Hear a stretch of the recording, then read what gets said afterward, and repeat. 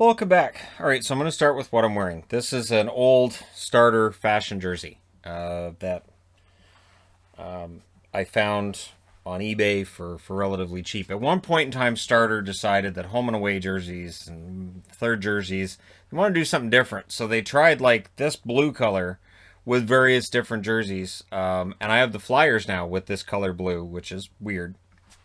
And posted that on Instagram. Weird. But I've got a lot of the fashion jerseys, and I thought, I'm more on the Colorado one. And again, this to me is a winning look. I would love to see this as a third jersey. I think this could work as a third jersey. I wish Colorado would consider it. We've seen the word mark on this kind of a color. I think it works. But you guys can let me know what you think in the comment section below. And I'm wearing Colorado again because this series looks like it could be over very quickly. So, of course, during this game, they announced that Nazem Kadri was suspended 8 games. And I thought, and maybe I'm wrong, but it feels like this is the first time I've seen a suspension announced during a game of a guy that a guy was supposed to be in, where he's just out. And they're like, well, yeah, he's suspended at least for tonight. Weird, right?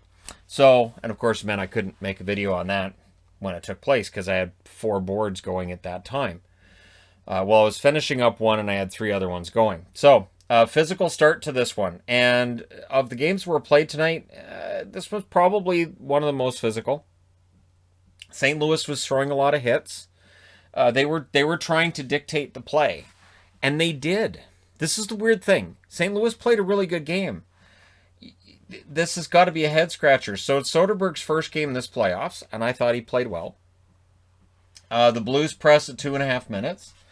Santini had a shot that was saved and held. At this point, Santini seemed like a good sport. We'll come back to that. Soderberg then had a shot that was blocked. The Avs press. They couldn't get through the defense. They could not get past the defense. Refs were letting them play thus far. That would not continue, but to this point, they're letting little things go here and there. Didn't last. McKinnon's line would press shortly after that, draws a power play. O'Reilly, really solid play on the penalty kill. With 8 seconds left on the penalty, the Avs take a penalty and make it 4-4, and then the Blues have the power play after that. Grubauer would stop a Hoffman shot. The Avs would complete that penalty kill. Big hit then by Barbashev. Saad was denied twice by Binnington.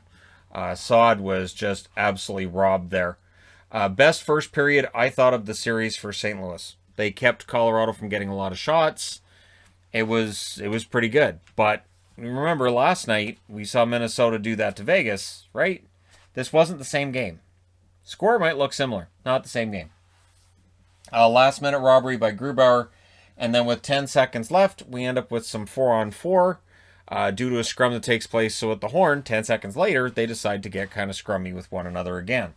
So you go to the second period, early saves by Grubauer. Rantanen ends up hitting the side of the post. O'Reilly was then denied, and the Blues were pressing, and then out of nowhere, this is absolutely out of nowhere, Graves trying to chase down a puck, and Binnington's like, I'll go get it. I should poke check him. Nah, maybe I'll just try to play it. Well, he was nowhere near the net at the time this goes in, so Graves gets the easiest goal of his career at 1:57, and it ends up making Binnington look bad on the play. If you're going to come out of the net, and it reminded me of, I had flashbacks of Tuukka Rask making moves like that, of Dan Cloutier making moves like that, of sometimes that Markstrom would come out of the net and be like, get back in the net. It just reminded me of that, because that can happen. So yeah, Binnington ends up, aiding Graves getting that first goal. Blues then tried to answer. There was a toe save on Barbashev. Saad with a fast break. That was deflected wide. Some good end-to-end action. Makar ends up hitting the post. Looked like it was in, to the point where announcers are even saying, I haven't heard a horn yet. I don't know. But it looked like it was in. Was not in. But it's one of those things where, because it's that fast, you listen for that noise and you think, okay, was that the bar in the back of the net? Was that the camera? Or was that the crossbar? It was the crossbar. So Grubauer then caught a chance for Krug. Evenly played first half. And I thought it was a better first half of this period than the first period had been for the Avalanche, that they were getting better. The Avs get a power play, the Blues kill that off. But then it's Newhook. He finally does it. He finally gets that goal. I knew it was coming. Graves and Nichushkin with the assists at 12 minutes and 37 seconds. And it's Graves' birthday, so good for him. Hope he gets a reminder, and we'll come back to it. Grubauer looked to be stealing this one. And this again, and I mentioned this in the in other media tonight, that it just feels like these playoffs are showing that once again goaltending matters, and it doesn't really matter necessarily how much a goaltender's paid. It's just the goaltender that shows up at this time of year probably wins you the series. So Grubauer, fantastic game for him, probably his best game of the playoffs. Blues had played really, really well. And then Grubauer denies Reinke. So Reinke's in the lineup tonight. Keep in mind that the Blues, without Falk,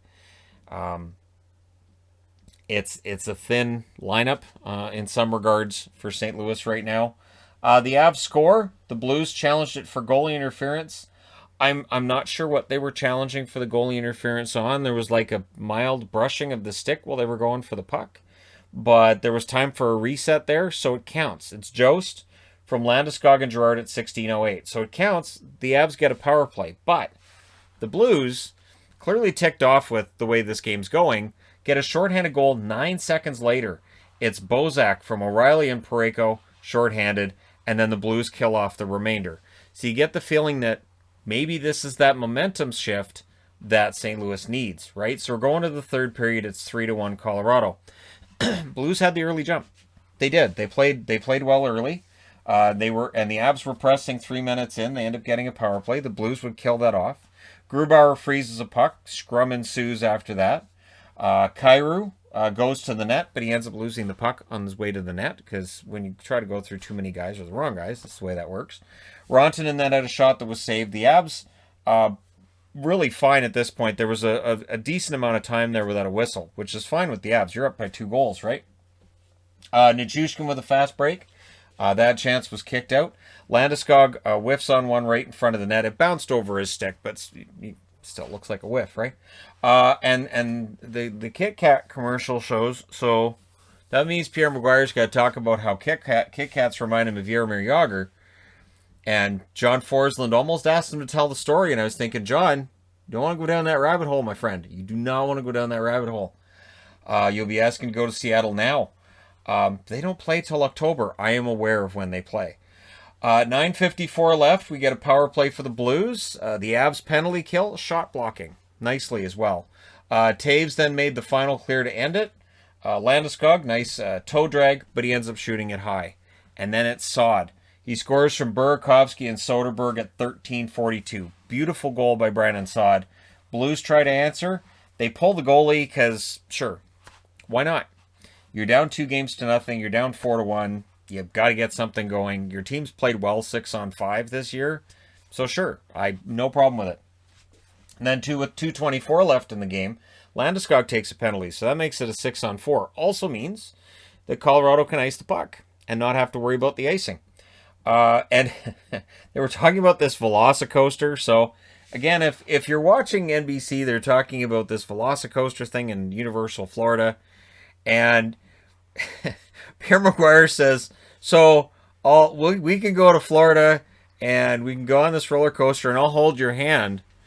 And I made a face like, huh? and Sean Forsland says, nobody's holding my hand. Thank you, John Forsland. Might have been the most entertainment I got in the third period, because it didn't feel to me like St. Louis was coming back in this, because every break that you could get ends up going Colorado's way in this game. So yeah, he's not holding Pierre's hand on the roller coaster. The Blues would call a timeout, not because of that. That had nothing to do with the Blues calling a timeout. And then the empty netter. It's Comfer from Graves at 19:06. Now, empty netters usually are pretty straightforward. Not Comfer's. He banks it off the boards and in. That's tough. I'd love to get a fresh sheet of ice and try that. Get a net at one end and try to bank it off the boards and see how many tries it takes me to hit the empty net. It's going to be a lot, and there won't be a video. We'll put it that way. But yeah, that was an impressive bank off the boards. Most of the places around here have already got the ice out of the rinks anyway. So yeah, they don't leave the ice in during the summer, especially with the fact that everything's been shut down. So I can't see any reason why they'd have ice in them. But yeah, happy 26th birthday to Ryan Graves. All right, so the game's over. Go over and grab yourself the game puck, kid. You did it. And I can say kid because he's 26 and I'm not. So he goes over to get the game puck. Santini didn't want to give it up. Santini was... I don't understand players doing this. It's his birthday. He gets a goal. He gets 2 assists. It's his game puck. And Santini didn't want to give it over to him. And it looks like bad sportsmanship is what it looks like. So, yeah, Colorado wins this 5-1. I don't think if you keep the puck, any of the goals come off the board, or you can wing it in the net after the game. And look, we got one. So yeah, that was interesting. Because I was watching that and I was like, why is Graves going over to Santini? Oh my God, he's got the game puck. He doesn't want to hand it over to him. Man, be nice to each other just a little bit. I understand it's the playoffs, but be nice to each other about it. The game's over. I even thought at first, I was like, well, that's good sportsmanship. Oh, they're not shaking hands. He's trying to get the puck away from him. Why is he trying to hold on to the game puck? This is his birthday. Happy birthday, wing the puck into the crowd. All right, so shots in this one favored St. Louis. 9-5 in the first, 17-12 in the second. It has to be frustrating to be up 26-17 in shots and down 3-1 on the scoreboard. In the third, the Avs did outshoot them 9-6, locked it down pretty nicely. Final shots 32-26 for St. Louis. Power plays, Colorado goes 0 for 4. St. Louis goes 0 for 3. The hits 44-20 for St. Louis. So they outshot them, they outhit them, and block shots 17-10 for Colorado. Grubauer saves 32 out of 33 for Colorado. He was fantastic.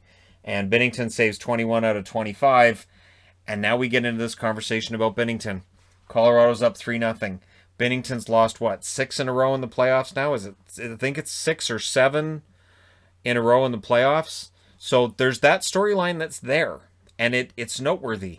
And so if the Avs finish this sweep, if they go into St. Louis and they win on Monday, if it's Binnington again, there has to be a conversation at that point, doesn't there? Like his extension's kicking in, and yeah, some questions would definitely be asked, especially that first goal. All right. Anyways, let me know your thoughts in the comments section below. As always, don't forget to hit like and subscribe if you're browsing your way through. You just happened upon this video. And how do you feel about a guy not wanting to give up the game puck? Is that okay? Everything's fair in love and war. Or are you like, come on, the game's over. Let him have the game puck. Let me know your thoughts. And I will talk to you again in the morning.